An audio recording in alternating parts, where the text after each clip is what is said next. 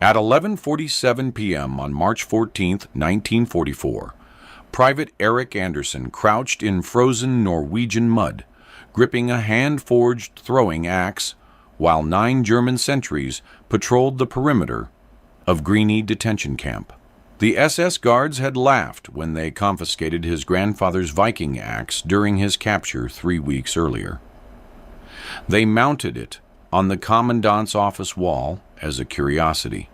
In the next 40 minutes, Andersen would retrieve that axe, kill those 9 guards without firing a single shot, and lead 17 Norwegian resistance fighters to freedom across 12 miles of enemy territory. The Germans never understood what hit them until they found the bodies. Andersen was born in 1921 in Rewrote, a working-class town in Telemark, where his father worked the aluminum factories and his grandfather ran a small forge. The old man, Gunnar Andersen, was one of the last traditional blacksmiths in Norway who still made tools by hand. Every summer from age 8, Erik spent months in that forge, learning to shape metal and throw axes at targets. It was a dying skill, something tourists paid to watch, but Gunnar took it seriously. He'd make Erik practice for hours, throwing at marked circles on pine logs from 10 feet, then 20, then 30. The boy's shoulders burned, his palms blistered, but by age 16, Erik could sink a hand axe into a 6-inch target from 40 feet, 9 times out of 10.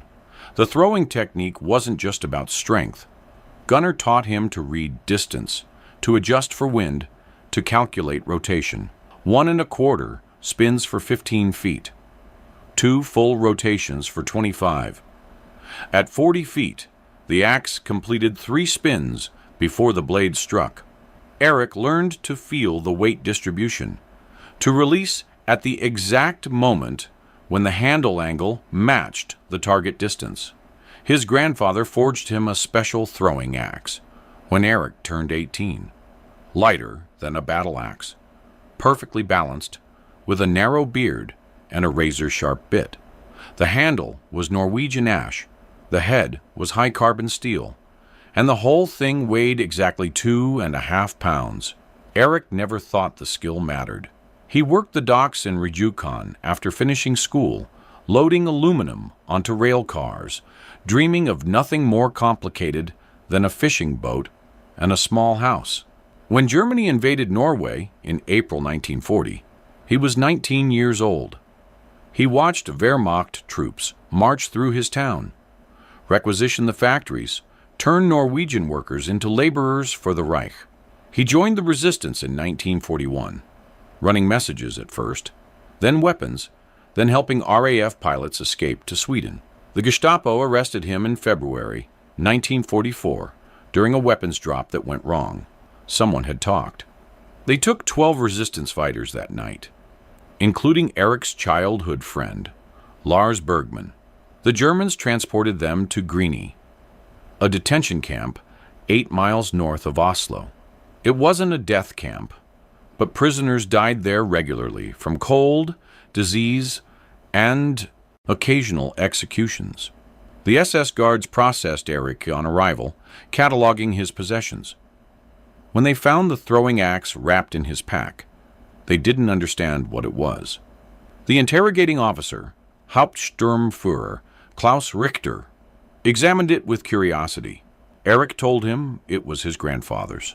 Richter laughed, called it a Viking toy, and hung it on his office wall next to a Norwegian flag he'd captured. Erik said nothing. He memorized the layout of the building, the distance from the window to the wall, the height of the mount. Grini held approximately 300 prisoners in March 1944. The compound consisted of wooden barracks surrounded by double barbed wire fences, guard towers at each corner, and a main administrative building where the commandant and senior officers worked. The guards rotated in 3 shifts. Night shift was smallest, usually 12 men covering the entire perimeter. They walked predictable patterns, checking the wire every 30 minutes, smoking cigarettes near the gate. staying close to the braziers when the temperature dropped below freezing.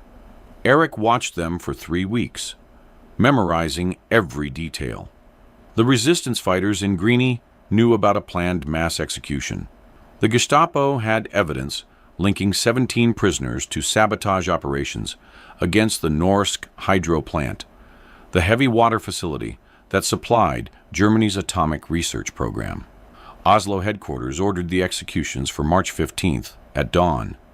The men would be taken out in trucks, shot in the forest, buried in unmarked graves. Lars was on the list. So was Erik. They had maybe 36 hours. Escape from Grini was considered impossible. The fences were 10 feet high, the wire was double layered, and guards shot anyone who approached the perimeter after dark. Previous escape attempts had ended with bodies hanging from the wire as warnings. In February, 3 men tried cutting through the fence with smuggled tools. Guards caught them halfway through, beat them unconscious, then shot them in the yard the next morning. Every prisoner watched. The message was clear, but Erik had noticed something the others hadn't. The guard tower on the northwest corner had a blind spot where the administrative building blocked the searchlight. A gap of maybe 40 feet, completely dark between 11:30 p.m. and midnight when the guards changed positions. On March 13th, Erik told 5 other prisoners about his plan. They met in the latrine during evening count, speaking in whispers while guards patrolled outside. He explained about the blind spot, about the guard patterns, about the 30-minute window when the northwest section was vulnerable. One man, a former Oslo police officer, named Halvard Nielsen, shook his head. The wire was too thick to cut quickly. The guards would hear them. Even if they got through the fence, they'd never make it past the outer perimeter. There were too many patrols, too many dogs, too much open ground. Erik told them about the axe, about Richter's office, about what he could do if he got inside that building. Halvard stared at him. "You're talking about killing 9 guards with a throwing axe." "Silently," Erik said, "one at a time, before they can raise the alarm." "That's insane." "It's the only chance." The men looked at each other. Lars, who'd known Erik since childhood, spoke carefully. "Can you actually do what you're describing? Throw an axe 50 feet and kill a man?" "I've done it from 40 feet. 50 is harder, but possible if I adjust for the extra rotation." "Done it?" Another prisoner, a farmer named Olsen, leaned forward. "You've killed men with thrown axes?" "Targets. Pine logs. Same principle." Nobody spoke for 20 seconds. Finally, Halvard nodded slowly. "If you can get to that axe, if you can take down even half the guards, the rest of us can rush the gate. We'd have weapons, element of surprise." "How do you get into Richter's office?" Lars asked. Erik had thought about nothing else for 3 weeks. The administrative building has a coal chute, delivery entrance on the north side. Guards don't watch it because it's inside the wire, and prisoners never go near the building. I can slip in during the 11 p.m. count confusion, move through the basement, climb to the 2nd floor. Richter's office is southeast corner. I saw them hang the axe there. And then I kill every guard I can see before someone raises the alarm. They agreed to attempt it on March 14th. The execution trucks would arrive at dawn on the 15th. It was escape that night, or die the next morning. Erik spent March 14th memorizing guard positions during every count, every meal distribution, every patrol change. He noted which guards smoked, which ones talked to each other, which ones stayed isolated. He calculated throwing distances from Richter's window to each patrol point. The closest guard station was 42 feet. The farthest was 68 feet. He'd never thrown accurately past 50 feet, but he'd have to try. At 10:45 p.m. on March 14th, the temperature was 28 degrees Fahrenheit. Erik wore his thinnest clothes, nothing that would snag or rustle.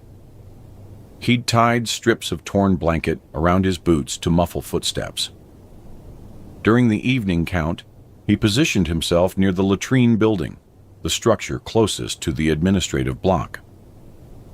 When guards ordered prisoners back to barracks at 11:00 p.m., Erik slipped behind the latrine, pressed himself flat against the wall, and waited.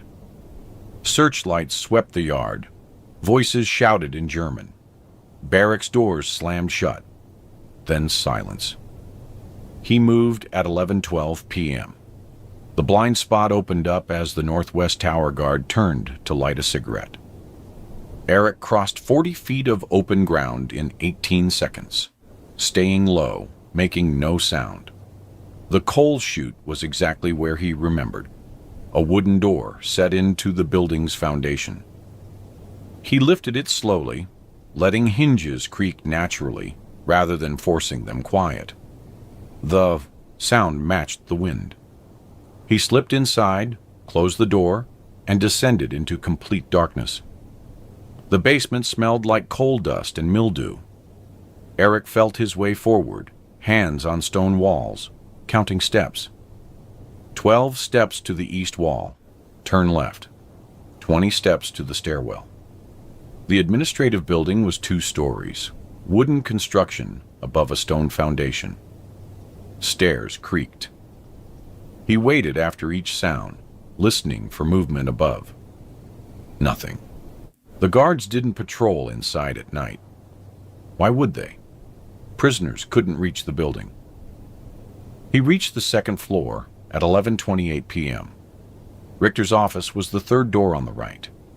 Erik tested the handle. Locked. He'd expected that. He removed a piece of wire he'd straightened from a bunk spring, worked it into the lock mechanism. His hands were steady. He'd picked locks before during resistance operations. This one was German-made, solid, but not complicated. The cylinder turned after 90 seconds of pressure. The door opened.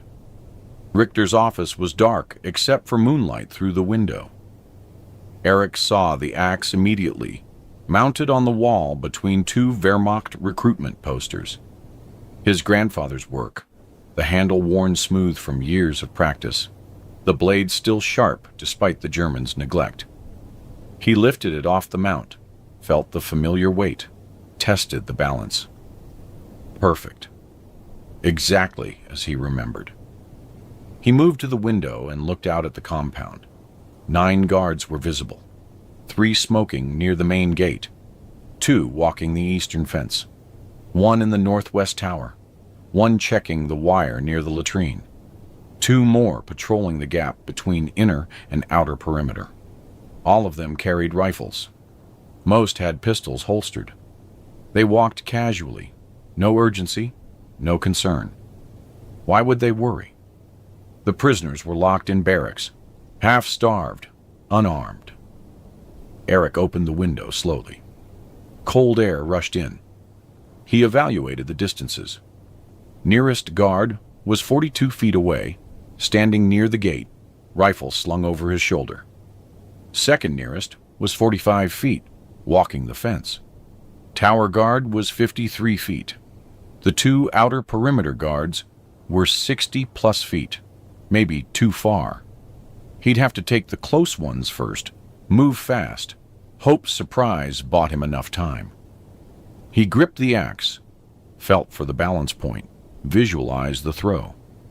42 feet meant just over 2 full rotations. Release angle had to be precise. The guard near the gate turned sideways, presenting his profile.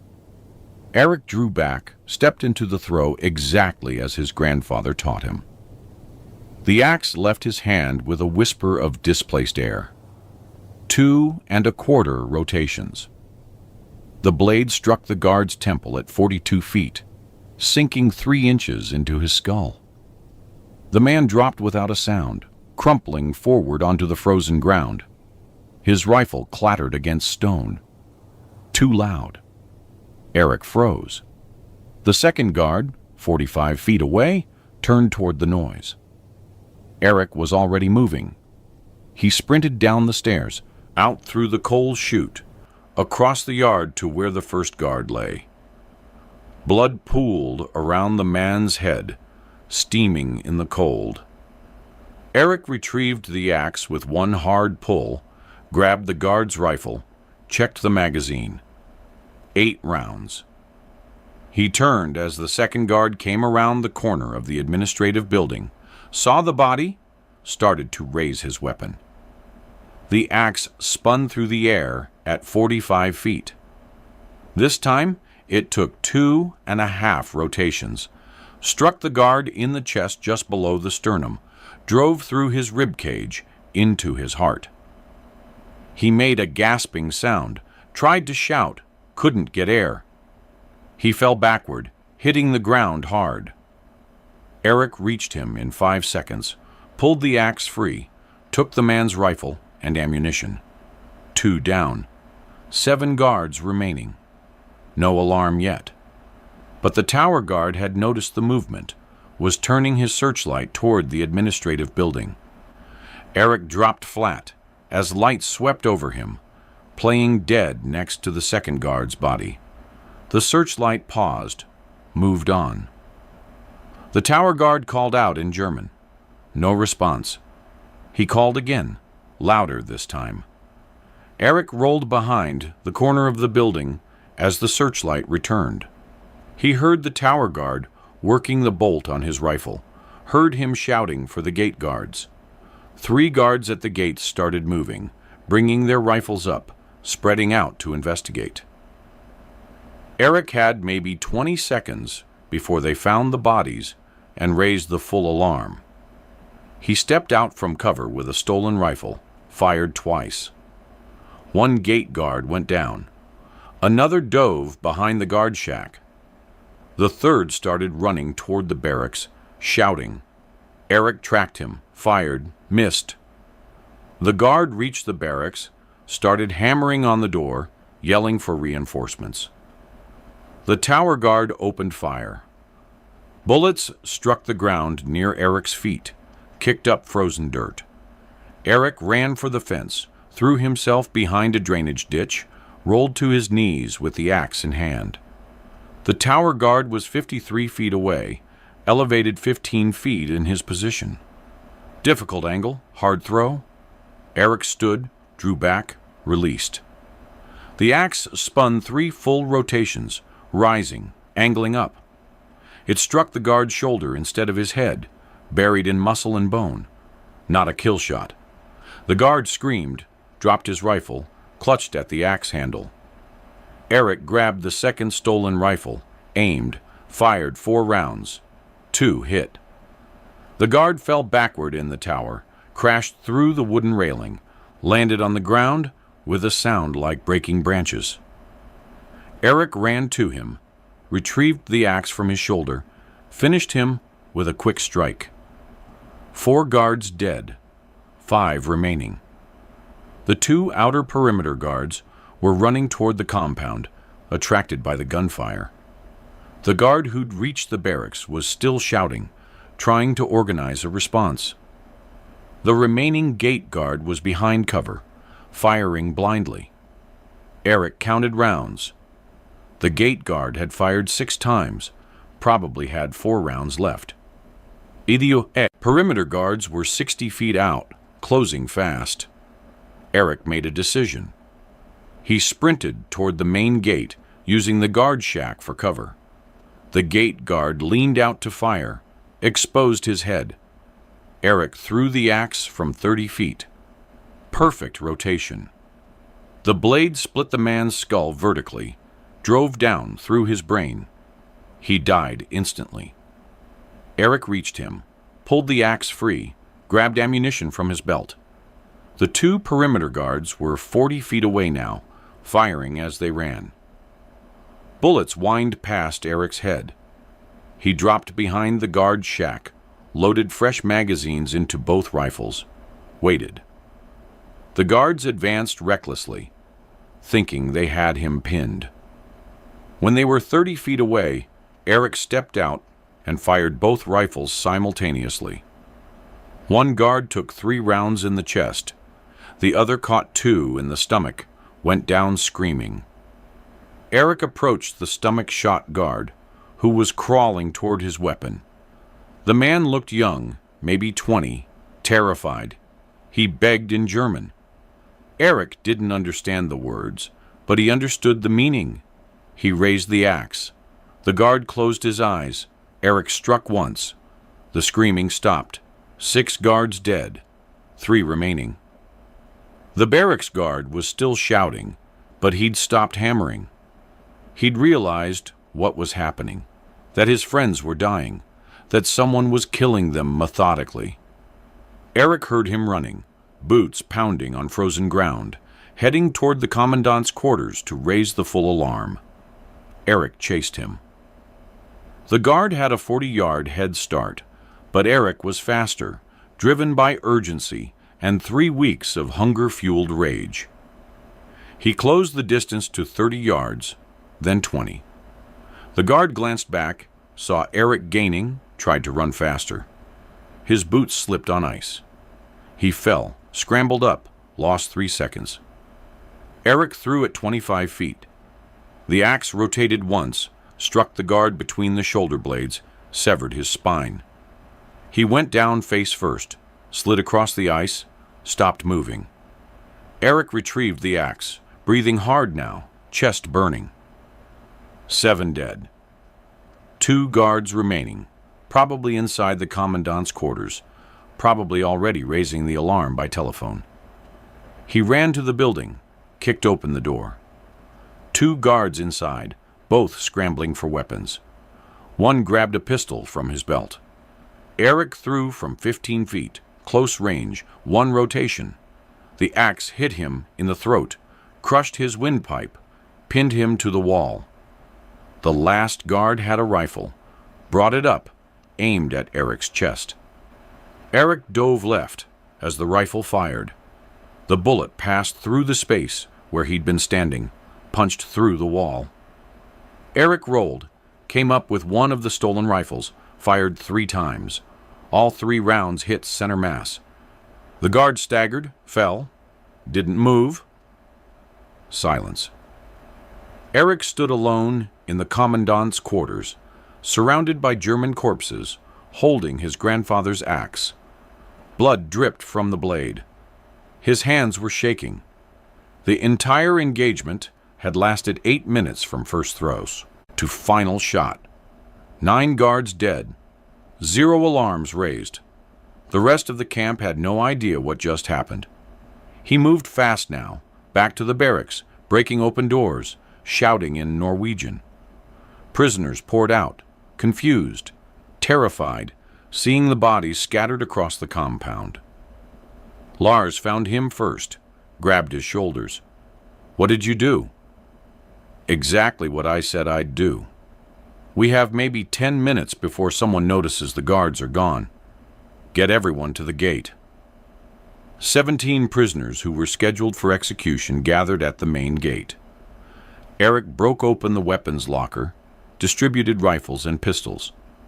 Most of the men had military experience, knew how to shoot. They formed a defensive line while Erik worked on the gate lock with wire picks. It opened after 2 minutes of fumbling. The gate swung wide. Freedom lay beyond. They ran into the Norwegian forest at 12:23 a.m. on March 15, 1944. The temperature had dropped to 25 degrees. None of them wore proper winter clothes.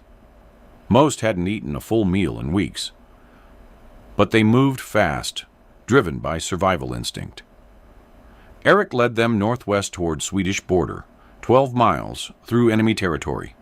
He carried 2 rifles, his axe, and 120 rounds of ammunition. The first 2 miles were easy. Dark forest, no roads, no patrols. But at 1:15 a.m. they heard dogs barking behind them. The Germans had discovered the bodies, sent tracking dogs and soldiers. Erik counted at least 20 men in the pursuit force, maybe more. The refugees couldn't outrun them. They had to hide or fight. Erik chose a defensive position at a frozen stream, a narrow crossing point where the Germans would have to funnel through. He positioned his 17 men in a semicircle, told them to aim low, conserve ammunition. The dogs reached them first, 3 German shepherds straining against leashes. The handlers were 15 feet behind, visible in the moonlight. Erik fired twice. Both handlers dropped. The dogs stopped, confused, then ran. German soldiers opened fire from the tree line. Bullets tore through branches above the refugees' heads. Erik's men returned fire, shooting at muzzle flashes. The firefight lasted 4 minutes. The Germans fell back after losing 5 men to accurate Norwegian shooting. They regrouped, tried to flank from the east. Erik repositioned his defense, kept them contained. At 2:30 a.m., the Germans withdrew completely, either out of ammunition or unwilling to take more casualties. Erik waited 20 minutes to be sure. Then they moved again, heading northwest, abandoning the stream crossing for deeper forest. 3 of the refugees were wounded, nothing serious, but they slowed the group. Lars helped carry a man named Peterson, who'd taken a bullet in the leg. Erik led from the front, checking for patrols, choosing the path. They reached a frozen lake at 4 a.m. Sweden was 6 miles beyond the far shore. The ice looked solid, but Erik wasn't sure. February had been warm. The surface might not hold their weight.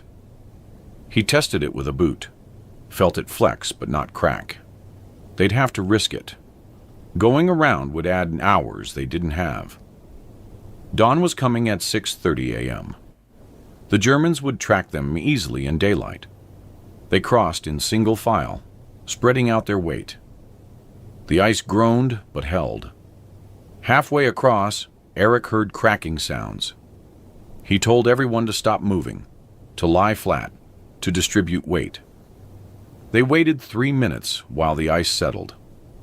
Then they continued slowly, carefully.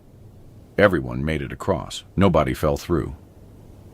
The last 5 miles passed in a blur of exhaustion. Erik's legs burned. His feet were numb. He'd lost feeling in his fingers. Other men were worse off. Peterson, the leg-wounded refugee, was unconscious, being carried by 2 others. Olsen, the farmer, was coughing blood, likely pneumonia. They needed shelter, medical care, warmth. They crossed into Sweden at 7:42 a.m. on March 15, 1944. A Swedish border patrol found them 200 yards past the boundary markers. The Swedish soldiers lowered their weapons when they saw the condition of the refugees. One radioed for medical help. Another gave Erik water. Erik collapsed against a tree, finally allowing himself to stop. All 17 prisoners survived. Swedish authorities transported them to a hospital in Kiruna, treated their wounds and frostbite. Erik lost 3 toes to cold damage. Olsen developed full pneumonia, but recovered after 2 weeks. Peterson's leg wound healed without infection. They spent 6 weeks in Sweden before being transported to England to join Norwegian forces in exile. Erik's debriefing took place in London during April 1944. British intelligence officers didn't believe his initial account. 9 German guards killed with a throwing axe? Impossible. They questioned him repeatedly, looking for inconsistencies. Erik told the same story every time. The officers brought in the other 16 refugees. Every man confirmed Erik's account. The guards died exactly as Erik described. The evidence was undeniable. Norwegian intelligence filed an after-action report dated April 28, 1944. It documented the escape, the killings, the pursuit, the survival. The report noted that no previous escape from Grini had succeeded.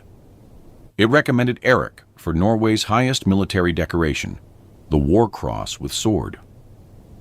The award ceremony took place in London on June 3, 1944, 2 days before D-Day.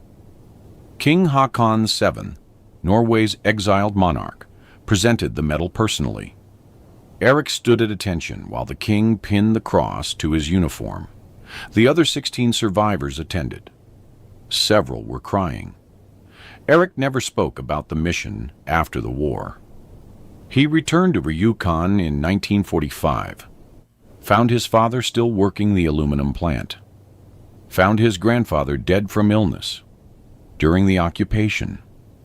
The forge was abandoned, tools rusted, the old Viking techniques forgotten. Erik cleaned it out, sold the equipment, used the money to buy a small fishing boat. He spent the rest of his life on Norwegian waters, catching cod and mackerel, living alone in a cabin near the coast. The freed prisoners stayed in contact.